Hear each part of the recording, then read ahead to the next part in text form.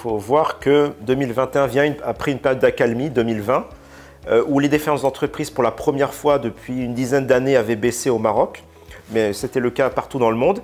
Plusieurs raisons à ça, notamment les aides de l'État. L'État a mis sur la table une centaine de milliards de dirhams pour aider les entreprises. Les fonds d'Aman Oxygène au niveau des crédits, les indemnités CNSS, les reports d'échéances, etc. Donc ça a permis de maintenir un certain nombre d'entreprises qui étaient soit en difficulté, en tout cas qui ont été en difficulté à cause de la crise et qui les ont maintenues à flot. Une fois qu'on a enlevé cette aide, on a enlevé cette perfusion à un certain nombre d'entreprises qui étaient très fragiles, à la santé financière très fragile, et donc un certain nombre d'entre elles sont tombées en liquidation en 2021. Liquidation, c'est-à-dire une mort directe. Donc dans la définition même, dans la répartition même de défaillance, il y a un problème. Il faudrait avoir un pourcentage beaucoup plus élevé en matière de procédure de sauvegarde. C'est d'ailleurs pour ça qu'on a mis en place, il y a 3 ans de cela, une nouvelle procédure qui visait justement, la procédure de sauvegarde, qui visait justement à aider en amont les entreprises et à leur apporter des solutions, justement pour les aider à ne pas arriver en liquidation, c'est-à-dire la mort totale. Et malheureusement, aujourd'hui, on voit qu'on a encore beaucoup de chemin à faire avant d'arriver à ce stade-là. Il n'y a pas que le contexte pandémique.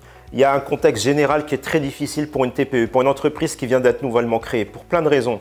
Déjà, il y a un problème de fonds propres et on le voit, nos statistiques, quand on analyse nos bases de données sur une période très longue, 20 ans, 30 ans, on voit qu'une entreprise qui a des fonds propres statiques sur un certain nombre d'années ne croît pas en termes de chiffre d'affaires. C'est-à-dire qu'il y a une corrélation entre le chiffre d'affaires de l'entreprise, sa croissance et les fonds propres. Or, il y a un problème de fonds propres au niveau des entreprises marocaines.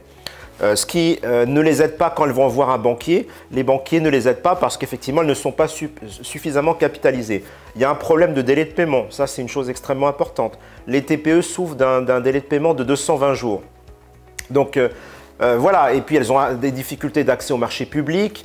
Voilà, ça fait beaucoup d'éléments du climat des affaires qui sont défavorables aux TPE. Et c'est ce qui explique que ce sont les petites entreprises, par la taille, mais aussi en termes d'ancienneté, qui sont les premières à tomber en termes de défaillance d'entreprise. Et la crise n'a fait qu'accentuer, n'a fait qu'à rajouter un facteur supplémentaire.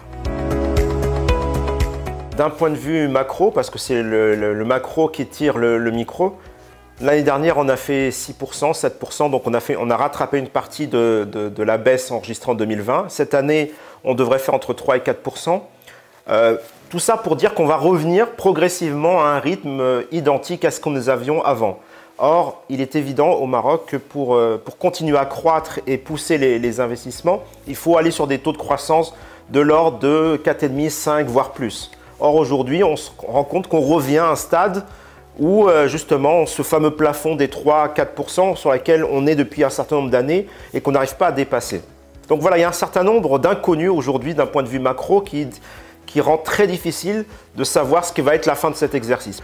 Et concernant les entreprises, pour les aider, effectivement, il y a un certain nombre de choses qui sont en train d'être mises sur la table, notamment le projet de loi sur les délais de paiement, mais il y a aussi le déblocage des arriérés de TVA, 13 milliards qui ont été débloqués, qui seront débloqués jusqu'à fin avril pour injecter des liquidités auprès des entreprises et leur permettre de continuer à fonctionner.